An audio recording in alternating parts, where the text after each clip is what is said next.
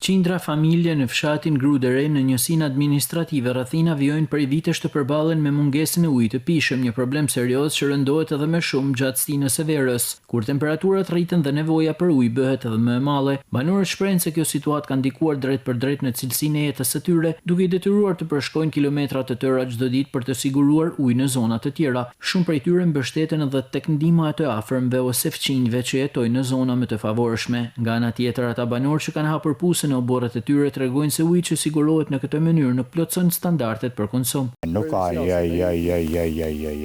këtu. Për të ardhur ditë jam kanë ujë. Ku e marrim tash? Nuk e di ku e marrim. Nuk kena pi zakonisht, nuk pimen, po zakonisht nuk pime.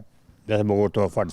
Ndërkohë burime zyrtare nga ujësillës kanalizimet e qarkut të Shkodrës bëjnë me dije se situata pritet të marrë zgjidhje në të ardhmen. Sipas tyre është paraqitur një kërkesë pranë Ministrisë përkatëse për financimin e investimeve dhe projekteve që synojnë përmirësimin e furnizimit me ujë të pijshëm në këtë zonë. Ata theksojnë se një hap paraprak është ndërmarrë vite më parë kur është shtruar linja kryesore me tuba, një investim që pritet të lehtësojë ndjeshëm realizimin e plotë të sistemit ujësillësit.